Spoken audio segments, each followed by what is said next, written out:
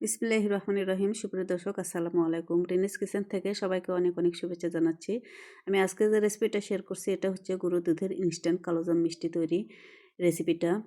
তো ছানা দিয়ে মিষ্টি তৈরি একটু সময় সাপেক্ষ, আর এভাবে গরুর দুধ দিয়ে তৈরি করে কিন্তু ইনস্ট্যান্ট কালোজাম মিষ্টি সহজেই তৈরি করে নেওয়া যায়, আর খেতে কিন্তু সত্যি অসাধারণ, কারণ এটাও হোমমেড, আর হোমমেড সব কিছুই কিন্তু হেলদি।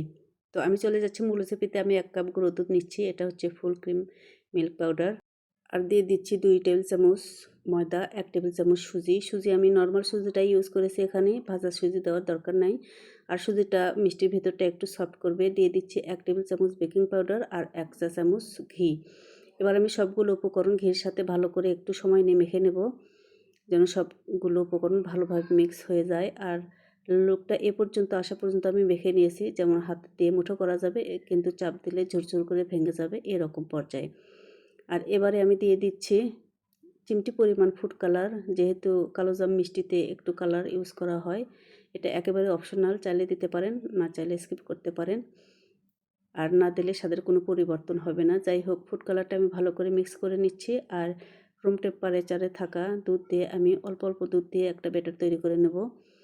ব্যাটারটা একটু সফট হবে, একেবারে শক্ত হবে না। আমি 1.5 চামচ দুধ দিলাম, আর দুধের সাথে ভালো করে মিক্স করে নিচ্ছি।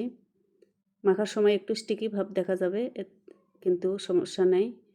আর এই ব্যাটারটা আমার পারফেক্ট হয়ে গেছে মিষ্টির জন্য। আমি হাত ধুয়ে যতক্ষণ সময় লাগে ততক্ষণই রেস্টে রাখবো, এর বেশি রাখার দরকার নাই। হাতটা ধুয়ে আমি হাতে একটু ঘি লাগিয়ে নিলাম, আর পরিমাণ করে ডো নিয়ে আমি মিষ্টির শেপ দিয়ে নেব। যেহেতু কালোজাম মিষ্টি একটু লম্বাটাই হয় সাধারণত, আর আপনারা যদি কেউ চান ইচ্ছা মতো শেপ দিয়ে নিতে পারবেন। আমি এভাবে হাতের সাহায্যে চেপে চেপে মিষ্টিগুলো শেপ দিয়ে নিচ্ছি, যাতে মিষ্টির গায়ে কোনো ফাটা দাগ না থাকে। এভাবে মসৃণ একটা মিষ্টি আমি এরকম করে সবগুলো মিষ্টি তৈরি করে নিলাম।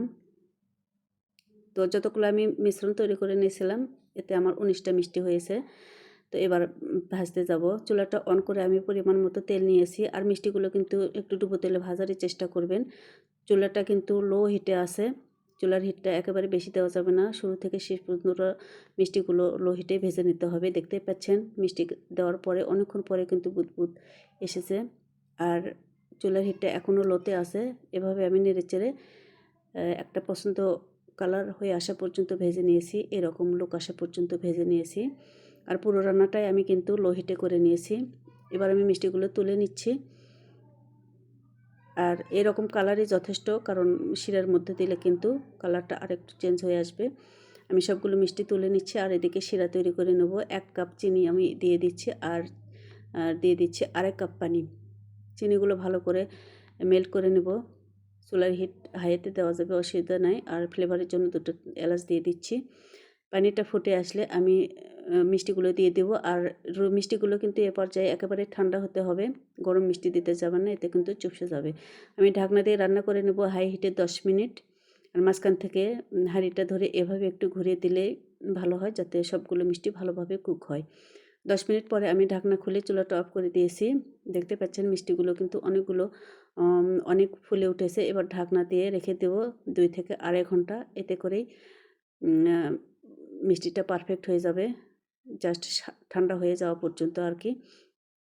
তো আমি আধা ঘন্টা পরে ফিরলাম, সবগুলো মিষ্টি কিন্তু রসগুলো চুষে নিয়েছে, দেখতে পাচ্ছেন অনেক ফুলে উঠেছে। আর একটা সার্ভিং ডিশে আমি তুলে নিচ্ছি। আর এই পর্যায়ে মিষ্টিগুলো কিন্তু মাওয়াতে গড়িয়ে নেওয়া যায়, কিংবা গুঁড়ো দুধেও কোট করে নেওয়া যায়। আমি হাতের কাছে মাও নাই, তাই সামান্য একটু গুঁড়ো দুধ দিয়ে পরিবেশনের জন্য তুলে নিচ্ছি। তো দর্শক, তৈরি হয়ে গেল অনেক মজাদার কিন্তু এই মিষ্টি রেসিপিটা। আর যেহেতু হোমমেড, খেতে কিন্তু অনেক অসাধারণ লাগে। আশা করছি রেসিপিটি ফলো করে আপনারা যদি ট্রাই করেন, আপনাদেরও এরকম পারফেক্ট হবে। তো আমি একটা মিষ্টি কেটে দেখাচ্ছি ভেতরটা কেমন সফট হয়েছে। মাশাআল্লাহ, অনেক সফট। তো দর্শক, আমার ভিডিওগুলো যদি ভালো লাগে প্লিজ আমাকে সাপোর্ট করবেন।